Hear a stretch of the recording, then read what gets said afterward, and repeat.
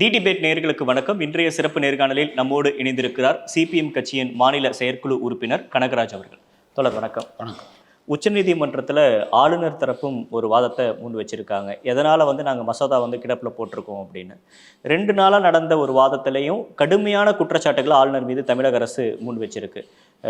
அட்னரி general ஒரு விளக்கம் கொடுத்திருந்தாலும் கூட உச்சநீதிமன்றம் கடுமையான வார்த்தைகளை ஆளுநரை பிளேம் பண்ணியிருக்காங்க. நீங்கள் இந்த விவகாரத்தை எப்படி பார்க்குறீங்க? இந்த அரசுக்கும் ஆளுநருக்குமான இந்த மோதல் முடிவுக்கு வந்துருமா இதுக்கப்புறம்? அப்படி வராதுன்னு நினைக்கிறேன்.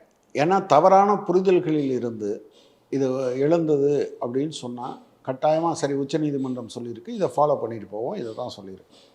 இந்த மாதிரி பல விஷயங்களில் உச்சநீதிமன்றம் ஏற்கனவே அது பஞ்சாப் ஹரியானா சொல்லியிருக்காங்க, பஞ்சாபில் சொல்லியிருக்காங்க, கேரளாவில் சொல்லியிருக்காங்க. இதே ஆர்.என். ரவிக்கு பொன்முடியை பதவி பிரமாணம் செய்வது சம்மந்தமாக அவர் ஒரு அமைச்சரை பதவி பிரமாணம் செஞ்சு வைக்கிறதுல உங்களுக்கு என்னன்னு சொல்லியிருக்காங்க. ஆனால் இவர் திருந்திட்டாரா என்ன? திருந்த மாட்டார். நாதஸ் திருந்தவே மாட்டார். ஏனென்றால் நாதஸுக்கு வேற ஒரு அஜெண்டா. அவர் இங்கே வந்திருக்கிறதே ஆளுநராக இருப்பதற்கல்ல, அடாவடி செய்வதற்காக ஒரு மாநில அரசை ஒரு பேரலல் இணை அரசாங்கம் நடத்துவதற்காக என்று அவர் நேர்ந்து விடப்பட்டு இருக்கிறார். எனவே இது ஆளுநருக்கும் தமிழ்நாட்டு அரசுக்கும் இருக்கக்கூடிய பிரச்சனை அல்ல. இது அடிப்படையில் பாஜக என்கிற ஒரு ஃபாசிச தன்மையுள்ள ஒரு ஃபாசிச தன்மைகள் கொண்ட ஒரு கட்சிக்கும் ஒரு ஜனநாயகத்தின்பால் அதே போல் சமூக நீதியின்பால் அக்கறை கொண்ட அதன் மீது விருப்பும் ஆர்வமும் கொண்ட தமிழக மக்களுக்கும் இடையிலான பிரச்சனை. இதை தமிழ்நாடு அரசாங்கம் ஒரு பக்கம் தமிழ்நாட்டு மக்களை ரெப்ரசன்ட் பண்ணுது. இந்த கடந்த காலத்துக்கு போக வேண்டும். நேற்று நான் தமிழ்நாடு சபாநாயகர்கிட்ட ஒரு விஷயமாக பேசிகிட்டு இருந்தேன். அப்போ அவர் வேற ஒரு கான்டெக்ஸ்டில் ஒரு விஷயத்த சொன்னார். நீங்கள் ஆர்எஸ்எஸ் சம்மந்தமான அவர் கமெண்ட் என்ன சொல்லியிருப்பார் அப்படின்னா, எப்பா அவங்க கடந்த காலத்துக்கு போகணும்னு நினைக்கிறாங்கப்பா, அவங்க தெருவெங்கும் கோயில் இருக்கணும்னு நினைக்கிறாங்க, நம்ம தெருவெங்கும் பள்ளிக்கூடங்கள் இருக்கணும்னு நினைக்கிறோம். கோயிலை முன்வைத்து, மதத்தை முன்வைத்து, பக்தியை முன்வைத்து தான் அவங்க எதெல்லாம் சொல்கிறாங்க, அவங்கள அடக்குமுறைக்கு உள்ளாக்குறாங்க. அது மாதிரி நீங்கள் இப்போ என்ன அப்படின்னு சொன்னால் தமிழ்நாடு பல இண்டிகேட்டர்ஸில் முன்னால் இருக்குது. நீங்கள் இன்றைக்கி பேசும்போது அது ஒரு தடுப்பு அரணாக இருக்குது. நிச்சயமாக ஒரு சோசியல் அசட்டுன்னு சொல்லுவேன். சமூக ரீதியான ஒரு சொத்தை நீங்கள் கடந்த காலத்தில் தமிழ்நாட்டில் இருந்த சமூக சீர்திருத்த இயக்கங்கள் பண்ணியிருக்கு. அது வள்ளலார் ஒரு விதமாக பண்ணார், ஐயா வைகுண்டர் ஒரு விதமாக பண்ணார், நீங்கள் பெரியார் அது இன்னும் வேறு சமகாலத்தில் உங்களுடைய மனச்சாட்சி உழுக்கிற முறையில் பல விஷயங்களை முன்வைத்தார். இதுவெல்லாம் காரணமாக இருக்குது. எனவே அவங்க என்ன நினைக்கிறாங்க அப்படின்னா தமிழ்நாட்டை சீர்குலைக்கணும்னு நினைக்கிறாங்க. அதில் ஒரு அம்சம்தான் தமிழ்நாடு எந்த சட்டம் கொண்டு வந்தாலும் நான் ஏற்க மாட்டேன், அதுக்கு நான் போடுவேன்னு அவங்க இப்போ 181 சட்டத்தில் 152 சட்டங்களுக்கு ஒப்புதல் கொடுத்துருக்காரு. இதில் 10 மசோதா தற்போது பெண்டிங் இருக்குது. அதில் தான் சுப்ரீம் கோர்ட்டுக்கு தமிழ்நாடு அரசு போயிருக்காங்க. இவ்வளோ இதுக்கு ஒப்புதல் கொடுத்தவர் இதெல்லாம் தமிழ்நாடு அரசுக்கு எதிராக இருக்குது, தமிழக மக்களுக்கு நான் தீங்கு விளைவிக்கணும் அப்படின்னா இத்தனை இதுக்கு எதுக்கு அவர் ஒப்புதல் கொடுக்கணும்? இல்லை, 2 விதமான விஷயங்கள் இருக்குது. நீங்கள் சாதாரணமாக இப்போ ஒரு நிதி சார்ந்த ஒரு விஷயம் இருக்குது, அது இவற்றை போகாதீங்க, அதை விட்டுருங்க. அதுக்கு ஒப்புதல் கொடுத்துட்டதுனாலேயே அவர் எல்லாத்தையும் கொடுக்குறாரு. நான் சொல்கிறதெல்லாம் சமூக ரீதியாக ஜனநாயக ரீதியாக மாற்றங்கள் செய்வதற்கான விஷயங்களை நீங்கள் என்ன செய்கிறீங்க? நீங்கள் என்ன கேட்குறீங்கன்னா, நான் 10 பிளேட்டில் சாப்பாடு வச்சுட்டேனே, ஒரே ஒரு பிளேட்டில் விஷம் இருக்கிறத நீங்கள் ஏன் கொஸ்டின் பண்ணுறீங்கன்னு கேட்குறீங்க. இல்லை, நீங்கள் சொல்கிறீங்களா தமிழக மக்களுக்கு எதிராக இருக்கார் ஆளுநர், பாஜக சித்தாந்தத்தோட ஒரு ஏஜென்ட்டாக இருக்கார் அப்படின்னா அவர் எதுக்குமே ஒப்புதல் கொடுக்க வேண்டிய அவசியம் இருந்திருக்காரு. அப்படி பண்ணாருன்னா அவர் தமிழ்நாட்டிலே இருந்திருக்க முடியாது, நீடிக்கவே முடியாது. அப்போ என்ன பண்ணுவாங்கன்னா, இந்த மோதல் போக்கு இல்லாத விஷயங்களுக்கு, அதாவது 2 தத்துவம், நான் மோதல்ங்கிறது அரசுகளை பற்றி இல்லை, தத்துவ ரீதியான மோதல்கள் இல்லாத விஷயங்களுக்கு அவங்க கொடுத்துட்டு போயிடுவாங்க. சரியா? ஆனால் நேராக இப்போ ஷார்ப்பாக நான் கல்வியில் தலையிட வேண்டும் என்று நினைக்கிறேன். நீ நிலம் கொடு, நீ சம்பளம் கொடு, நீயே அதில் பராமரிப்பு பண்ணு, ஆனால் பாடத்திட்டம் என்னவாக இருக்கணுங்கிறத நான் தான் தீர்மானிப்பேன் அப்படின்னு சொல்கிறது இருக்குல்ல, அந்த விஷயத்தில் தான் இங்கே பிரச்சனை வருது. மற்றபடி நீங்கள் வேறு சில சின்ன சின்ன விஷயங்கள் ஒரு மாற்றங்களை கொண்டு வராங்க, சாதாரண விஷயங்களில் ஒரு மாற்றம் கொண்டு வராங்க. அதை நீங்கள் வந்து அவங்க நான் எதையுமே பண்ண மாட்டேன்னு சொல்கிறது இருக்கு இல்லையா, அதான் நான் எப்போதுமே பிஜேபியை பற்றி சொல்லும்போது ஒன்று சொல்லுவேன். பொதுவாக படிக்கிறது ராமாயணம், இடிக்கிறது பெருமாள் கோயில்னு சொல்லுவாங்க. ஆனால் பிஜேபியை பொறுத்தளவில், சங் பரிவாரை பொறுத்தளவில் அவங்களுக்கான ட்ரைனிங்கே என்னென்னா, பெருமாள் கோயிலை இடிக்கணும்னா முதல்ல அதுக்கு பெருமாள் கோயிலை இடிக்க வேண்டியது. அப்போ பிரச்சனை வராமல் இருக்கணும்னா என்ன செய்யணும்? ராமாயணத்தை படிச்சிடுறது, பப்ளிக் கன்சம்ஷனுக்கு ராமாயணத்தை படிக்கிறது. அப்போ இவர் வந்து ரொம்ப ராம பக்தர் அப்படின்னு நீங்கள் முடிவுக்கு வந்த பிறகு இவர் பெருமாள் கோயிலை இடிப்பார். எனவே அவங்க ராமாயணம் படிப்பதே பெருமாள் கோயிலை இடிப்பதற்கான நோக்கம் கொண்டது. நான் என்ன கேட்குறேன்னா, இப்போ இந்த விஷயத்தில் சில விஷயங்களை பளிச்சுன்னு அவங்க கேட்டிருக்காங்க. என்ன கேட்டிருக்காங்க? 3 வருஷம் கிடப்பில் போட்டீங்க, எதுக்கு கிடப்பில் போட்டீங்க? எதுக்கு கிடப்பில் போட்டீங்க? நம்பர் 1. 2வது, நீங்கள் ஏன் அதை திருப்பி அனுப்புறீங்க அல்லது ரிஜெக்ட் பண்ணுறீங்க அப்படின்னா வேலிட் ரீசன் சொன்னீங்களா? நீ சொல்லைன்னா எனக்கு எப்படி தெரியும்? அஃப்கோர்ஸ் இப்போ நீங்கள் வந்து ஆளுநர் இந்த காரணத்திற்காக நான் செய்கிறேன் என்று அவர் சொல்லி இருந்தால், இப்போ 10 கிடப்பில் போட்டிருக்கதும் அவர் பிரசிடெண்ட்டுக்கிட்ட அனுப்பியிருக்கதும் அவர் ஏற்கனவே ரிஜெக்ட் பண்ணது என்ன காரணம்னு சொன்னாரா? சொல்லலை. எனவே இவங்க சட்டத்தின்படி அதையே நிறைவேற்றி திரும்ப அனுப்புகிறாங்க. இல்லை, அவர் காரணம் சொன்னால் அதை ஏற்கக்கூடிய நிலைமையில் அரசு இருக்கா? அதை நீங்கள் சொல்லி பார்த்துட்டு தானே சொல்லணும். நீங்கள் யார் அசியூம் பண்ணுறதுக்கு? நான் என்ன கேட்குறேன், இது ஒரு ஜனநாயக நாடு தானே. 2வது, எல்லாவற்றிலையுமே நீங்கள் நியாயம் என்று நினைப்பது உண்மையானால், இப்போ நான் ஒன்று சொல்கிறேன், எல்லாத்துக்கும் உச்சபட்ச அதிகாரம் ஆளுநருக்கு இருக்குது என்று வச்சிட்டிங்கன்னா, நீங்கள் நடத்துகிற இந்த ஒட்டுமொத்தமான தேர்தல் நடைமுறைகள் இது எதுவுமே தேவையில்லையே. ஆளுநர் ஒரு ஆளை கன்வின்ஸ் பண்ணிட்டா போதுங்க. ஆளுநர் தான் இப்போ தீர்மானிக்கிறார், எது சரி எது தவறு என்று ஆளுநர் தீர்மானிக்கிறார். அது எப்படி சரியா இருக்கும்? சட்டத்துக்கு புறம்பா ஒரு இதை வரப்ப நான் எப்படி அதை மீறி சைன் பண்ண முடியும்? அப்போ இது இன்னது சட்டத்துக்கு புறம்பானதுன்னு நீங்கள் சொல்லுங்கள். அது உண்மையாக இருந்தால் தமிழ்நாடு சட்டமன்றம் அதை பரிசீலித்து இல்லை, இப்போ அவர் ஒரு சப்ஜெக்ட் எடுத்துக்கிறாரு, துணைவேந்தர் நியமனம் அப்படின்னு தொடர்பாக. இது வந்து இந்திய அரசியல் சட்டத்துக்கு புறம்பாக இருக்குது, என்னுடைய அதிகாரத்தை குறைக்கிற வகையில் இருக்குது அப்படின்றப்ப நான் எப்படி அதுக்கு ஒப்புதல் கொடுக்க முடியும்? ஆளுநர் ஒரு விளக்கம் கொடுக்குறாருல்ல. இல்லை, நான் என்ன கேட்குறேன், இதே விஷயத்த நரேந்திர மோடி எப்படி பண்ணார்? நீங்கள் ஆளுநரே விட்டுருங்க, நீங்கள் ஆளுநர் என்பதை விட்டுருங்க. நான் வந்து ஆளுநர் இஸ் அ ப்ராக்சி, அந்தாலும் அடியாள் தான், அதுக்கு மேலே அவருக்கு ஒன்றும் கிடையாது. அவருக்கு மேலேருந்து சொல்கிறாங்க, அந்த அடியாள் வேலையை பார்க்குறாரு. இவர் தப்பு பண்ணுறாருன்னு தெரிஞ்சால் இந்நேரம் ரீகால் பண்ணியிருக்கலாமா? பண்ணலை இல்லையா? அப்போ இதை யார் பண்ணுறது? நரேந்திர மோடி தான் பண்ணுறார். நரேந்திர மோடி குஜராத்தினுடைய முதலமைச்சராக இருந்தபோது நீங்கள் 3 யூனிவர்சிட்டியில் இதை மாற்றுறீங்களா இல்லையா? மாற்றுறீங்களா இல்லையா? அது கவர்னருடைய அதிகாரத்தை பறிக்கிறதா தானே இருந்தது. It is there. உங்கள் அதிகாரத்தையே பறிப்போம். இப்போ நீங்கள் இதைத்தான் நீங்கள் சில சாதிகள் சொல்கிறாங்க, இதுவரை எங்கள் அதிகாரம் இது, இந்த பாதையில் நாங்கள் தான் போவோம், ஏன் அதிகாரத்தை நீங்கள் கேள்வி கேட்கக்கூடாது. இதுக்கு என்ன வேறுபாடு இருக்குது? உங்கள் அதிகாரங்கிறது எங்கேருந்து நீங்கள் டெரைவ் பண்ணுறீங்க? அரசமைப்பு சட்டத்திலேருந்து தானே.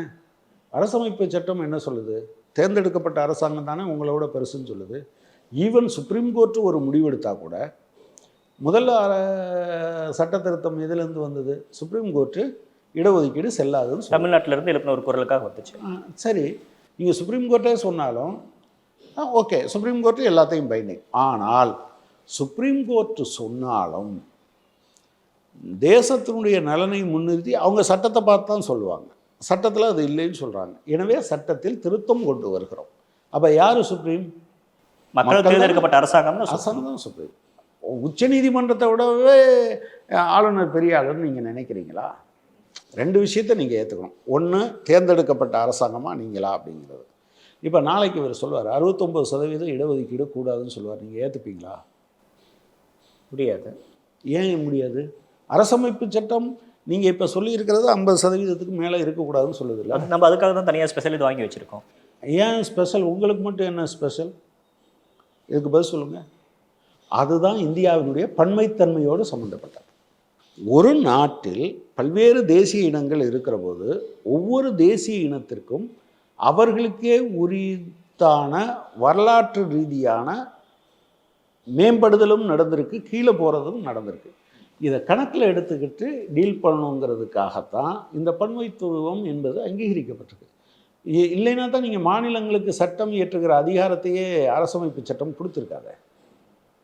இந்தியா முழுவதுக்கும் பார்க்குறோம், ஒரே மாதிரி தான் சட்டம் இருக்க முடியும் அப்படின்னா அரசமைப்பு சட்டம் ஒன்றிய அரசுக்கு மட்டும் அதிகாரம் கொடுத்துருக்கலாம்ல. ஏன் ஒன்றிய அரசுக்கு மட்டும் இன்னைக்கு அட்னரி ஜெனரல் ஒரு வாதத்தை முன்வைக்கிறார். இப்போ வந்து ஒரு மசோதா வந்து கிடப்பில் போடுறாங்க அப்படின்னா அதற்கான பாசிட்டிவ் அம்சங்களை வந்து சேர்க்க விரும்புகிறாரு ஆளுநர். அதற்காக தான் நான் வந்து அதை கிடப்பில் போட்டிருக்கோம் அப்படின்னு ஒரு வாதத்தை முன்வைக்கிறாங்க. கரெக்ட்.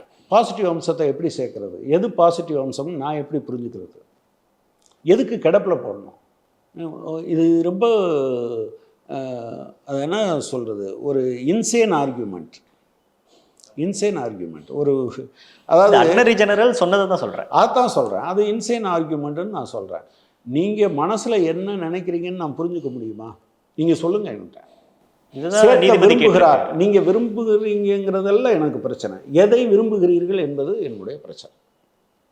எதை விரும்புகிறீர்கள்? அப்போ நீங்கள் விரும்புகிறத சேர்க்க முடியாது.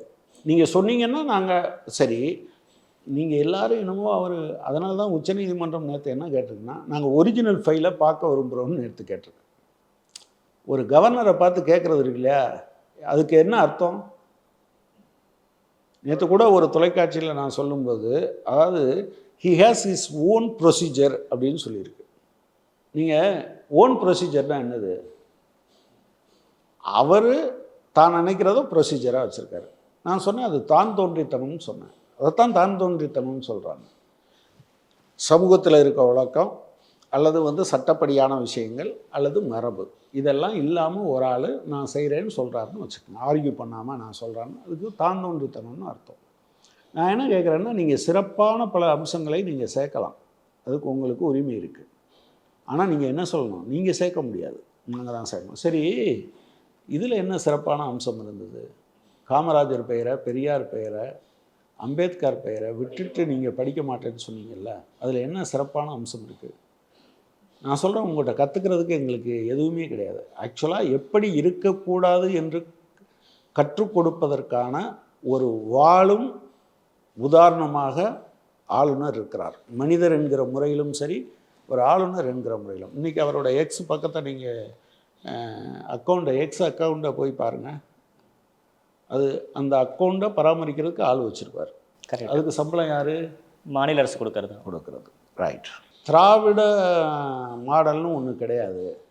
அந்த ஐடியாலஜி செத்து போச்சுன்னு இவர் ஏதோ பெரிய இந்த வேதம் எழுதி வச்சுருக்கிற மாதிரி அதை பின் பண்ணி வச்சுருக்காரு. அவர் நம்புறதை சொல்கிறாரு. அது ஆர்என் ரவி என்கிற பீகார் சிட்டிசன் இருக்கார்ல, அவர் ஒரு அக்கௌண்ட் ஒன்று ஓப்பன் பண்ணி சொல்லலாம். என் காசில் சொல்லாத. It's not your personal account, it is governors account. இல்லை, ரப்பர் ஸ்டாம்பு ஆளுநர் பதவியே தேவையில்லை அப்படின்ற வாதத்தை நீங்கள் முன்வைக்கிறதே தவறு அப்படின்றாங்க சுப்ரீம் கோர்ட். அது உலகம், நீங்கள் அந்த ஒரு மனநிலையிலே இருக்காங்க, ஆளுநருக்கான தேவையே எதுவுமே இல்லை இங்கே அப்படின்ற ஒரு மனநிலையிலே இருக்காங்க அப்படின்னு. இந்த விவாதங்களின் மூலமாகத்தான் இந்திய அரசமைப்பும் ஆட்சி முறையும் மாறி வந்திருக்கு. நீங்கள் ஒரு காலத்தில் சொன்னால் நீங்கள் இடஒதுக்கீடு என்பது என்னது? மெரிட்டுக்கு எதிரானது. மெரிட்டுக்கு எதிரானதுன்னா அது தேசத்துக்கே எதிரானது. இப்படி ஆர்குமெண்ட் வச்சிங்களா? இன்றைக்கி யாராவது ஓப்பனாக சொல்ல முடியுமா? இறைவன் படைப்பில் ஏற்றத்தாழ்வு இருக்கிறது. இது பொதுப்பாதைன்னா பொதுப்பாதை தான். நீங்கள் சிபி ராமசாமி ஐயர், உங்களுக்கு இது தெரியல, வைக்கம் போராட்டத்தை பற்றி பேசுகிறோம்ல, சட்டம் போட்டது யார்? அரசாங்கம் தானே சட்டம் போட்டது. அப்போ அரசாங்கம் சொன்ன சட்டத்தை எதிர்த்து கேள்வி கேட்டு தான் நம்ம இந்த இடத்துக்கு வந்திருக்கோம். ஒரு காலத்தில் குழந்தை திருமணம் ஏற்கப்பட்டது. போன நூற்றாண்டின் இறுதி பகுதியில் ரூப் கன்வர் சிறையில் தூக்கி போட்டதை நியாயம் என்று பேசினார்கள். ஆனால் இன்றைக்கி நம்ம அதை சொல்கிறது கிடையாது. இப்போ ஆளுநருக்குன்னு ஒரு பர்சனல் ஐடியா எதுவுமே வந்து ஆளுநர் பதவியில் இருக்கப்போ இருக்கக்கூடாதுன்றீங்களா? இல்லை, அப்படி ஒரு மனுஷன் இருக்கவே முடியாது.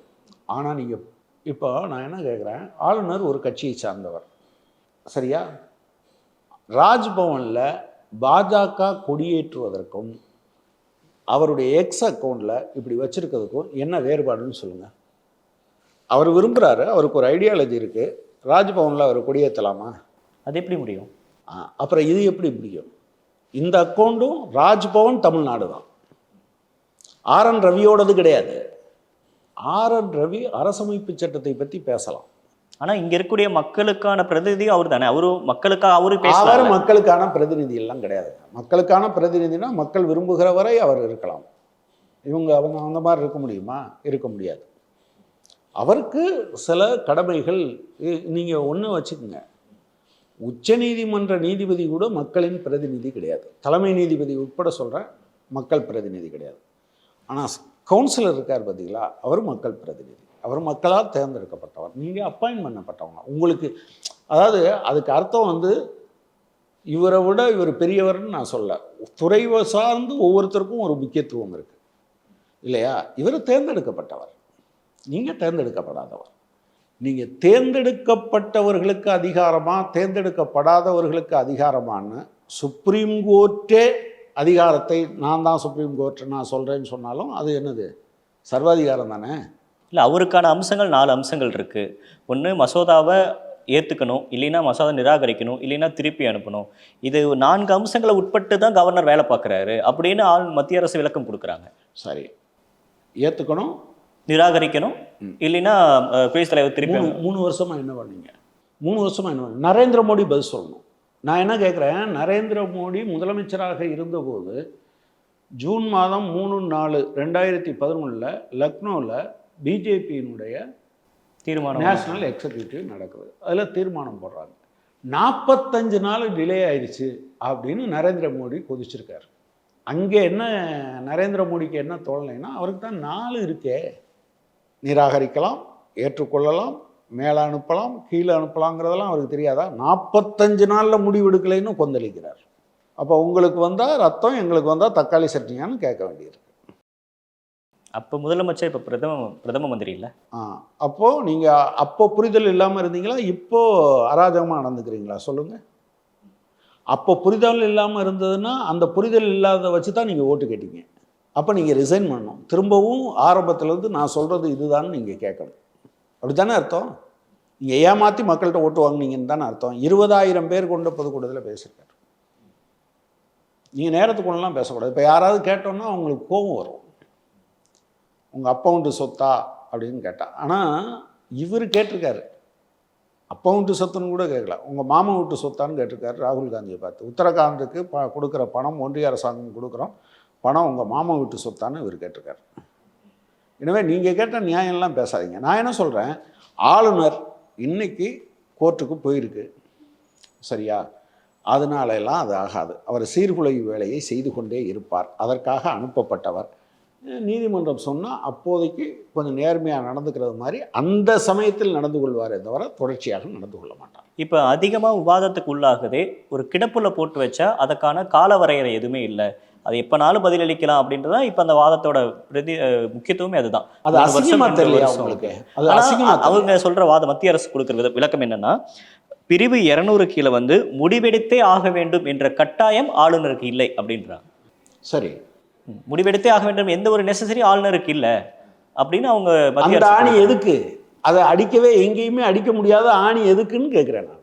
முடிவெடுக்கவே வேண்டிய அவசியம் இல்லைன்னு ஒரு போஸ்ட் எதுக்குன்னு கேட்குறேன் நான். இது அசிங்கமா இல்லை இதை பேசுறதுக்கு? நீங்கள் அரசமைப்பு சட்டத்தில் பல விஷயங்கள் ஏற்கனவே இருந்ததை மாற்றியிருக்கோம். ஒரு காலத்தில் நீங்கள் வந்து எம்எல்ஏ எங்கேயாவது ரோட்டில் நின்று நான் அவருக்கு ஆதரவு கொடுக்கலைன்னு சொன்னால் முடிஞ்சு போச்சு. அதுக்கு பின்னால் தான் என்ன வந்தது? கிடையாது. நீ சட்டமன்றம் தான் அல்லது நாடாளுமன்றம் தான் உன்னுடைய, இதெல்லாம் மாறித்தானே வந்திருக்கு இல்லையா? ஒன்றிய அரசு பணிகளில் பிற்படுத்தப்பட்டவருக்கான இடஒதுக்கீடு எப்போ வந்தது?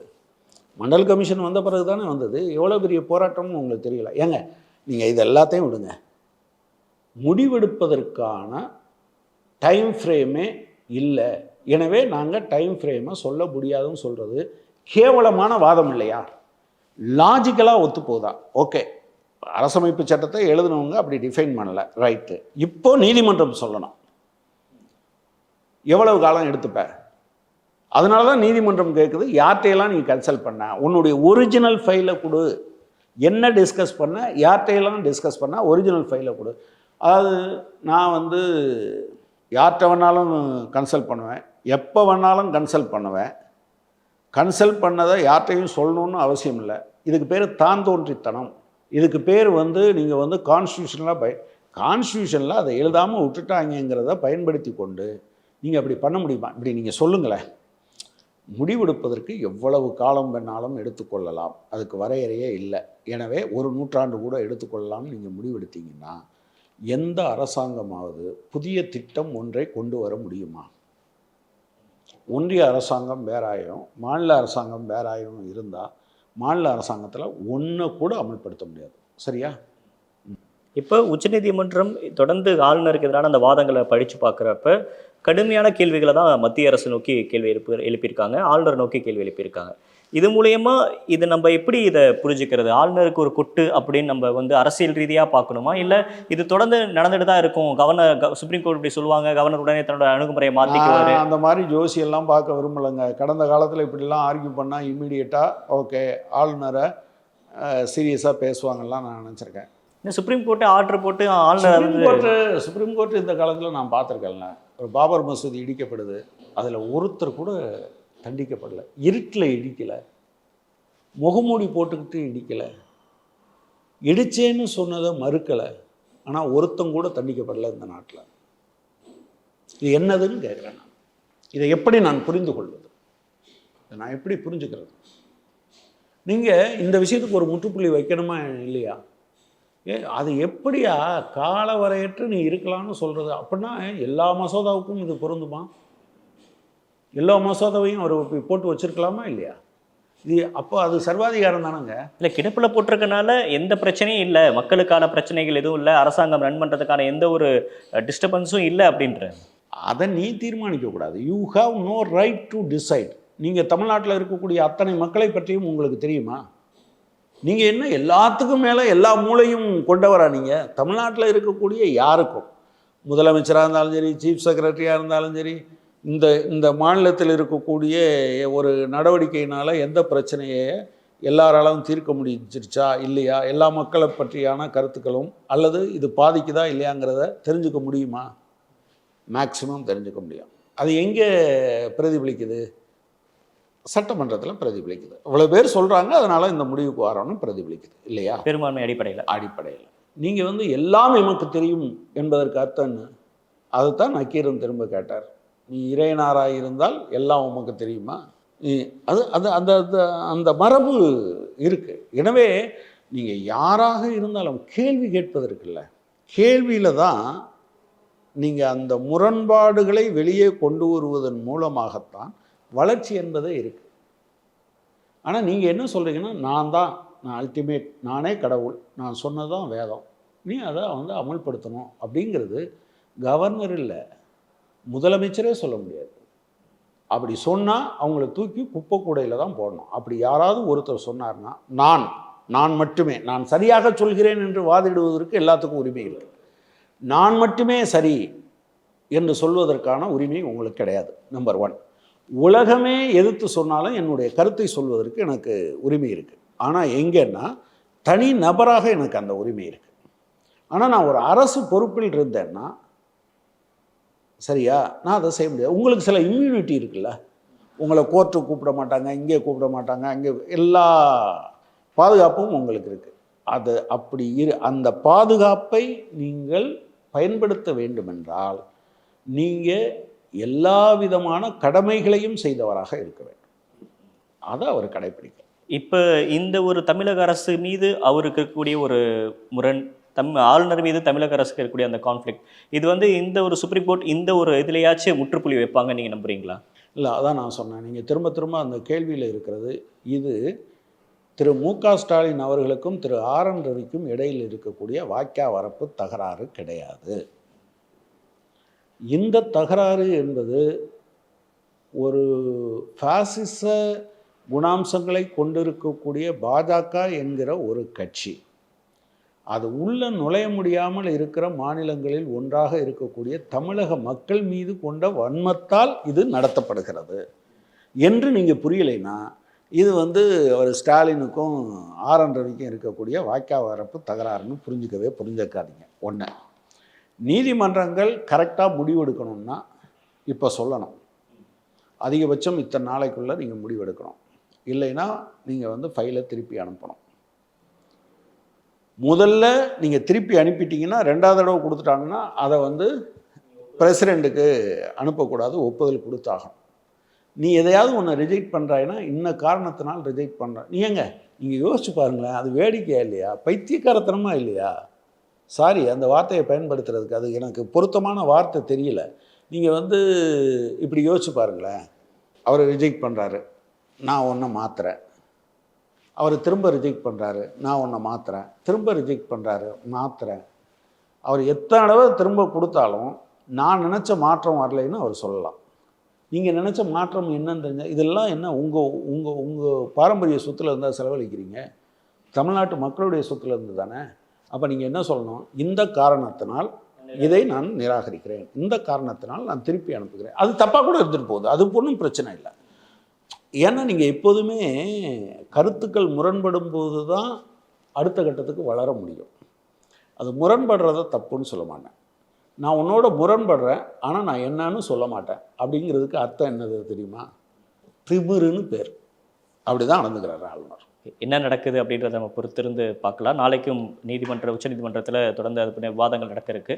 இதோட போக்கு என்னவா இருக்குது அப்படின்றத நம்ம பொறுத்திருந்து பார்க்கலாம். நேரம் கொடுத்தமைக்கு நன்றி. தேங்க்யூ. நன்றி.